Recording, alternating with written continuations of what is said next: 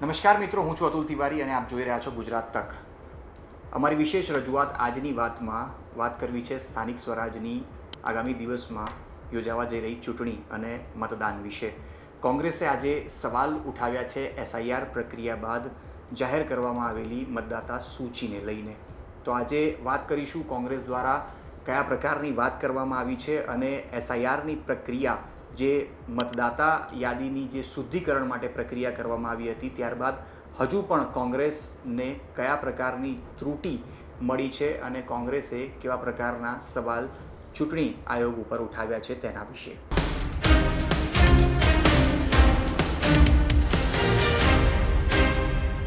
તો મિત્રો, રાજ્યભરમાં 26મી તારીખના રોજ મતદાન થવાનું છે. જિલ્લા પંચાયત, તાલુકા પંચાયત, નગરપાલિકા અને મ્યુનિસિપલ કોર્પોરેશનની 9000 કરતાં વધુ બેઠકો પર મતદારો તૈયાર છે અને ઉમેદવારો અલગ અલગ વિસ્તારોમાં જ્યાંથી તેમને ટિકિટ જે તે પક્ષ તરફથી આપવામાં આવી છે તેના માટે તેઓ ચૂંટણી પ્રચાર કરી રહ્યા છે. પરંતુ સુરત મ્યુનિસિપલ કોર્પોરેશન અને અમદાવાદ મ્યુનિસિપલ કોર્પોરેશનની જે મતદાતા સૂચિ જાહેર કરવામાં આવી છે તેને લઈને કોંગ્રેસે સવાલ ઉઠાવ્યા છે એસઆઈઆર પ્રક્રિયા ઉપર. આપને ખ્યાલ હશે કે થોડા સમય પહેલાં કોંગ્રેસના નેતા અને સાંસદ અને લોકસભાના નેતા વિપક્ષ રાહુલ ગાંધી તરફથી કર્ણાટકની એક બેઠકને લઈને સવાલ ઉઠાવવામાં આવ્યા હતા કે કેટલાક મતદાતા જેઓના નામ રિપીટ થઈ રહ્યા છે અને તેમના નામે વોટ ચોરી દેશમાં ચાલી રહી છે. આ વાત ખૂબ જ ચર્ચાનો વિષય બન્યો હતો, પરંતુ એસઆઈઆર પ્રક્રિયા ત્યારબાદ ચૂંટણી આયોગ તરફથી શરૂ કરવામાં આવી અને દેશના લગભગ 8થી 10 જેટલા રાજ્યોની અંદર એસઆઈઆરની પ્રક્રિયા અત્યાર સુધીમાં પૂર્ણ કરવામાં આવી છે, જેમાંથી ગુજરાત પણ એક રાજ્ય છે. ગુજરાતમાં એસઆઈઆરની પ્રક્રિયા જ્યારે પૂર્ણ કરવામાં આવી ત્યારે લગભગ 70 લાખ જેટલા મતદાતાઓના નામ મતદાતા સૂચિમાંથી દૂર કરવામાં આવ્યા હતા. પરંતુ હવે જ્યારે 26મી તારીખે મતદાન થવાનું છે અને સુરત અને અમદાવાદ મ્યુનિસિપલ કોર્પોરેશનની ચૂંટણી યોજાવાની છે અને એ ચૂંટણીના જે મતદાતાઓની લિસ્ટ જે જાહેર કરવામાં આવ્યું છે તેમાં કોંગ્રેસ તરફથી કહેવામાં આવ્યું છે કે એક જ વ્યક્તિના ફોટો, એક જ નામ અને એક જ એડ્રેસ સાથે એક જ વ્યક્તિનું ડુપ્લિકેશન મતદાતા યાદીમાં થઈ રહ્યું છે. એક જ વ્યક્તિ, તેનો જ ફોટો, તેનું જ સેમ એડ્રેસની સાથે એક જ વ્યક્તિના એકથી વધુ નામ એક જ વોટર લિસ્ટની અંદર છે, એટલે કે એક જ વોર્ડમાં તેનું ડુપ્લિકેશન થઈ રહ્યું છે, યા તો કહી શકાય કે એક જ વોર્ડના અલગ અલગ બૂથમાં તેનું ડુપ્લિકેશન થઈ રહ્યું છે. હવે કોંગ્રેસનો સીધો સવાલ એ છે કે એસઆઈઆરની જો પ્રક્રિયા કરવામાં આવી ત્યારબાદ પણ આ પ્રકારની ત્રુટિ કેવી રીતે બચી છે. કારણ કે ચૂંટણી આયોગનો દાવો હતો કે એક જ વ્યક્તિનું જો નામ રિપીટ થતું હશે તો તેઓના નામ રદ કરવામાં આવશે. જો રદ થયા છે તેઓના નામ, તો એક જ વોર્ડની અંદર યા તો એક જ વોર્ડના અલગ અલગ બૂથમાં તે વ્યક્તિનું નામ, ફોટો અને એડ્રેસ કેવી રીતે રિપીટ થઈ રહ્યા છે.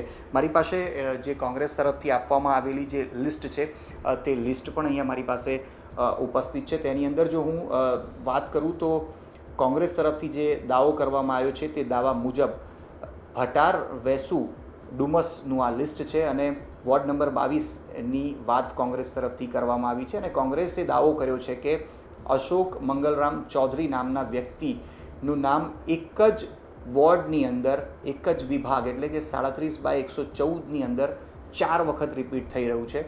974, 975, 977 અને 973 નંબર એટલે કે ક્રમાંક મતદાતા સૂચિમાં એક જ વ્યક્તિનો ફોટો છે, અશોક મંગલદાસ ચૌધરી જેનું નામ છે. પિતા અને માતાનું નામ જરૂરથી થોડું બદલાઈ રહ્યું છે, પરંતુ ઉંમર, જાતિ અને એડ્રેસ એક સમાન જોવા મળી રહ્યા છે. આ વાત છે સુરતના ભટાર, વેસુ, ડુમસની. પરંતુ આ જ પ્રકારનો દાવો કોંગ્રેસ દ્વારા કરવામાં આવ્યો છે કે વટવામાં પણ આવા જ કેટલાક લોકોના નામ તેમને મળી રહ્યા છે કે જેમનું નામ એક જ વોર્ડની અંદર રિપીટ થઈ રહ્યું છે, એક વોર્ડમાં જો એક વોર્ડના અલગ અલગ બૂથમાં રિપીટ થઈ રહ્યું છે. અને કોંગ્રેસનો દાવો છે કે તેમની પાસે કોઈ મિકેનિઝમ નથી કે તેઓ કેવી રીતે આ વાત જાણી શકે કે એક જ વ્યક્તિ રિપીટ થઈ રહ્યો છે કે નહીં. પરંતુ તેમનું કહેવું છે કે ચૂંટણી આયોગ પાસે તેનું મિકેનિઝમ છે, પરંતુ ચૂંટણી આયોગે જે પ્રકારે કામગીરી કરી છે કોંગ્રેસે તેના ઉપર સવાલ ઊભા કર્યા છે. કોંગ્રેસનું એ પણ કહેવું છે કે હવે સમય ખૂબ જ ઓછો છે, 26મી તારીખ સામે છે, ત્યારે કેવી રીતે તેઓ તાત્કાલિક ધોરણે આની તપાસ કરી શકે તેવું કોઈ પણ પ્રકારનું મિકેનિઝમ તેમની પાસે નથી. પરંતુ એસઆઈઆરની પ્રક્રિયા ઉપર કોંગ્રેસે સવાલ ઉઠાવ્યા છે અને સાથે જ કહ્યું છે કે જો ચૂંટણી આયોગે આ જ રીતે કામ કરવું હોય તો પોતે પોતાના પદ ઉપરથી રાજીનામું આપીને ભારતીય જનતા પાર્ટી જોઈન કરવી જોઈએ તે પ્રકારની વાત ગુજરાત કોંગ્રેસના મુખ્ય પ્રવક્તા મનીષ દોશી તરફથી કરવામાં આવી છે. સાથે જ કોંગ્રેસે દાવો કર્યો છે કે જો એક જ વ્યક્તિના નામ એકથી વધુ વખત મતદાતા સૂચિમાં છે, એક જ વોર્ડમાં છે, આ તો એક જ વોર્ડના અલગ અલગ બૂથમાં છે, તો તે રિપીટ મતદાન નહીં કરે તેની શું ગેરંટી અને તેનો લાભ સત્તા પક્ષ નહીં મેળવે તેની શું ગેરંટી? આ સવાલ સાથે મનીષ દોશી જે ગુજરાત કોંગ્રેસના મુખ્ય પ્રવક્તા છે, સાથે જ અમદાવાદ શહેરના પ્રમુખ સોનલબેન તરફથી પણ કહેવામાં આવ્યું છે કે તેઓ આ બાબતે ચૂંટણી આયોગને ફરિયાદ પણ કરી રહ્યા છે, પરંતુ આ ફરિયાદનો શું જવાબ મળશે, આ તો શું પગલાં લેવામાં આવે છે ચૂંટણી આયોગ તરફથી તે પણ હવે જોવાનું રહેશે. અને આ બાબતે અમદાવાદ શહેરના પ્રમુખ સોનલબેને શું કહ્યું આવો તે પણ સાંભળીએ. એસઆઈઆરની જ્યારે પ્રક્રિયા થઈ ત્યારે એવો દાવો કરવામાં આવ્યો હતો કે આ મત શુદ્ધિકરણની યાદી આપણી સમક્ષ આવશે અને જે ડુપ્લિકેટ વોટ્સ હોય અથવા કોઈ પ્રકારના વોટ્સ હોય દૂર કરવામાં આવશે અને એને પગલે એસઆઈઆરની યાદી અત્યારે કોર્પોરેશન માટે પબ્લિશ થઈ છે અને વટવા વોર્ડ જે 47 નંબરનો વોર્ડ છે એમાં અમારા એક ઉમેદવાર છે આફ્રિદી કરીને, એમની ટીમ છે યંગ એ લોકોની ટીમ છે, આઈટીનામાં બધા છોકરાઓ ભણેલા છે. એ લોકોએ જ્યારે યાદી ચેક કરવા માંડ્યા ત્યારે ઘણી બધી જગ્યાએ આપણે યાદ કરાવું કે રાહુલજીએ જ્યારે કર્ણાટકમાં વોટ ચોરીની યાદી બહાર કરી હતી તે આખા ડોક્યુમેન્ટ સાથે એમણે પબ્લિશ કરેલું અને કેટલા બધા મોટે પાયે એકની વ્યક્તિ ઘણી બધી જગ્યાએ આ સેમ વસ્તુ વટવા વોર્ડમાં પકડાઈ છે. તમે લોકોને અમે એક્સેલ પણ શેર કર્યું છે અને એની સાથે સાથે જે મતદાર યાદીના પેપર્સ પણ અમે શેર કર્યા છે જ્યાં ડુપ્લિકેટ છે. તમે તો જુઓ તો એક જ નામની વ્યક્તિ, નામ એક જ હોય છે, કાર્ડ પણ એક જ હોય છે, પરંતુ એ લોકો જુદા જુદા બૂથમાં, એ લોકોનું એડ્રેસ પણ એક જ છે, પરંતુ જુદા જુદા બૂથમાં એ લોકો રિપીટ થાય છે. કોઈ જગ્યાએ 2 વાર, કોઈ જગ્યાએ 3 વાર, કોઈ જગ્યાએ 4 વાર. આ પ્રકારની જે આખી સામે આવી છે વાત અને અત્યારે લોકો એનો સ્ટડી કરી જ રહ્યા છે. અત્યારે આપણી પાસે જે ડિટેલ તમે સાથે શેર કરી છે આ રીતે જોવા જઈએ તો આખા વોર્ડમાં અમારી દ્રષ્ટિએ કંઈ નહીં તો 4-5 હજાર વોટર્સમાં આવી ગેરરીતિ થઈ હોય એવું પ્રાઇમરી અમને લાગે છે. પ્રાઇમા બેસી જે અમારો સ્ટડી છે એના આધારે આ પરથી આપ કલ્પના કરી શકો છો કે આખા અમદાવાદમાં કેટલા અંશે આ રીતના થયું હોય તો જે એસઆઈઆરની આખી પ્રક્રિયા જેમાં ખૂબ મોટા પાયે કામગીરી થઈ છે અને રાજકીય પક્ષો અને સાથે સાથે ગવર્મેન્ટ મશીનરીએ આખું અભિયાન ચલાવ્યું હતું એ કેટલું ફેક સાબિત થાય છે કે એના પરથી જોઈ શકાય છે. એની સાથે અત્યારે અમારી પાસે થોડા વખત પહેલાં જ જે બૂથોની અને સ્કૂલોની યાદી આવી છે હમણાં જ પબ્લિશ થઈ છે તેમાં પણ અમારા કાર્યકર્તાઓએ જ્યારે જોયું અને સ્થિતિ વેચાઈ રહી છે તે વખતે ઘણા બધા જે વોટર્સ છે એ લોકોના બૂથ ચેન્જ થઈ ગયા છે, સ્કૂલ ચેન્જ થઈ ગયા છે અને એને કારણે ઘણી જગ્યાએ એ લોકોને 3 કિલોમીટર 2 કિલોમીટર એટલા દૂર જવાની ફરજ પડે એવું અમદાવાદમાં ઘણી બધી જગ્યાએ થયું છે અને ઘણા બધાને નામ નથી આવ્યા એ તો આખી જુદી વાત છે.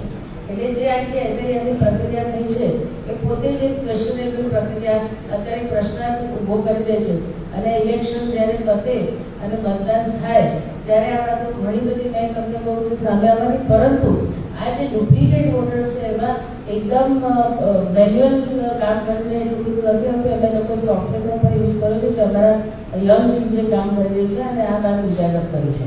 એટલે આ તમારી સમક્ષ ખાસ અમે વાત લઈને આવે છે.